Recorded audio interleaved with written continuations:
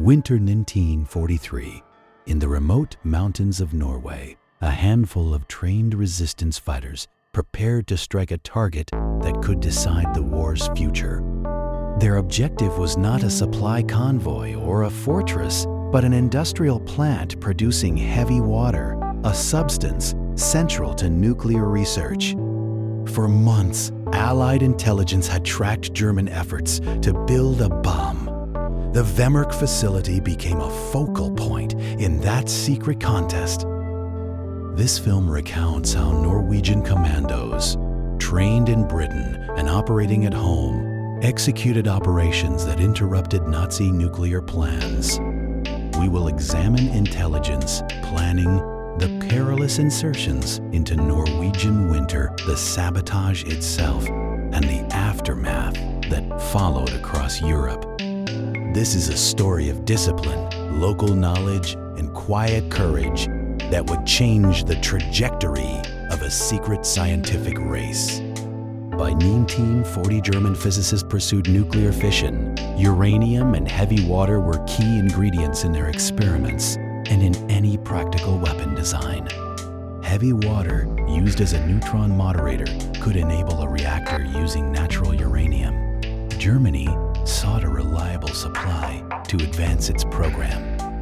Norway's Vemork plant at Arjukan, run by Norsk Hydro, produced heavy water as a byproduct of electrochemical processes for fertilizer. After occupation, German forces took control of Norsk Hydro. Vemork's output attracted the attention of German scientists and the Allied intelligence community. Allied codebreakers, diplomats, and field agents pieced together the threat.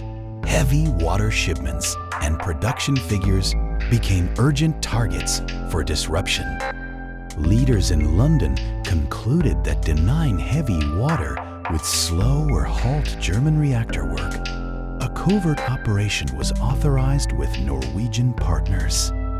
Norwegian patriots who escaped to Britain volunteered for special operations training, learning demolition, skiing, and clandestine communications for missions at home. Selection was rigorous. Only a small number of Norwegians combined language, local knowledge, and special operations skills for the Vemork assignment. They trained for insertion by air and by foot. Winter mountain navigation and silent movement were rehearsed relentlessly before deployment into occupied Norway. Local resistance provided intelligence and guides. That cooperation proved decisive, supplying maps, men who knew the terrain, and safe houses for staging.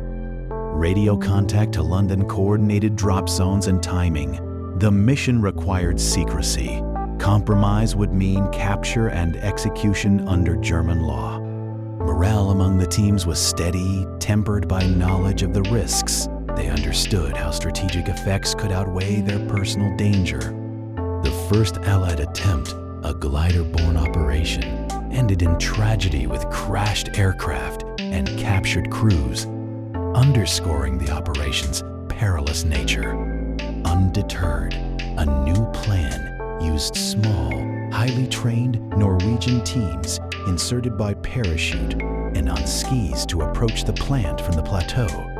In late 1942 and early 1943, teams moved into position, surviving brutal weather as they crept along ice and cliffs toward Vemork under strict silence. Operation Gunnerside reached its objective. Commandos infiltrated the facility, placed explosives on key electrolysis cells, and sabotaged heavy water production with precision. The demolitions destroyed vital equipment and stockpiles. German forces launched extensive searches, but the commandos escaped, guided by local contacts and frozen rivers.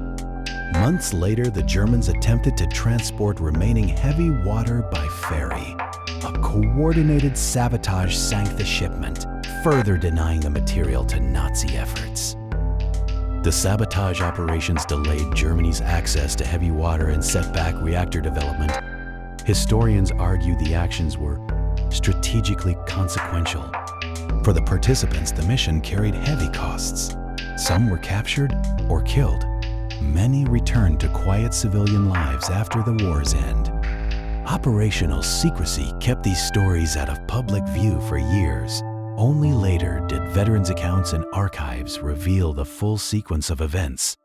Modern analysis credits the sabotage with complicating German nuclear research, buying critical time for the Allies, and altering scientific trajectories.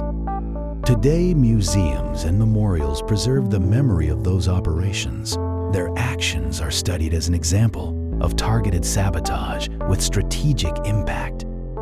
The forgotten resistance speaks to the power of local knowledge and international cooperation. Their quiet courage remains a measured lesson from history.